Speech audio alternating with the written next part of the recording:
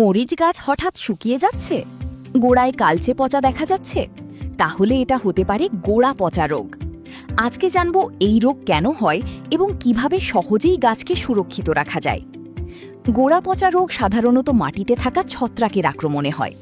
জমিতে পানি জমে থাকা, অতিরিক্ত সেচ, খারাপ ড্রেনেজ ব্যবস্থা, একই জমিতে বারবার মরিচ চাষ এবং দুর্বল বীজ ব্যবহারের কারণে এই রোগ দ্রুত ছড়িয়ে পড়ে। এই রোগ হলে প্রথমে গাছের গোড়ায় বাদামি বা কালচে দাগ দেখা যায়। এরপর গোড়া নরম হয়ে পুঁজতে শুরু করে। ধীরে ধীরে গাছ ঝিমিয়ে পড়ে, পাতা হলুদ হয়ে যায় এবং একসময় পুরো গাছ শুকিয়ে মারা যায়। এই সমস্যা থেকে বাঁচতে জমিতে পানি জমতে দেওয়া যাবে না, পরিমিত সেচ দিতে হবে, ভালো ড্রেনেজ ব্যবস্থা রাখতে হবে এবং আক্রান্ত গাছ দ্রুত সরিয়ে ফেলতে হবে। আর সবচেয়ে গুরুত্বপূর্ণ বিষয় হল সঠিক ও উন্নত মানের বীজ নির্বাচন।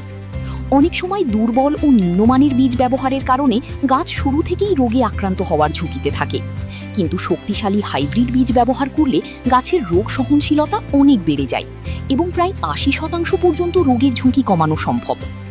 এই কারণেই বর্তমানে কৃষকের আস্থার নাম হাইব্রিড মরিচ ডন। এই জাতের গাছ শক্তিশালী ও অনেক শাখা প্রশাখাযুক্ত। ফলের রং আকর্ষণীয় গাঢ় সবুজ, দৈর্ঘ্য প্রায় ৮ থেকে ১০ সেন্টিমিটার এবং সঠিক পরিচর্যায় একর প্রতি ১৮ থেকে ২০ মেট্রিক টন পর্যন্ত ফলনের সম্ভাবনা রয়েছে। তাই ভালো ফলন ও রোগমুক্ত শক্তিশালী গাছ পেতে শুরুতেই সঠিক বীজ নির্বাচন করুন।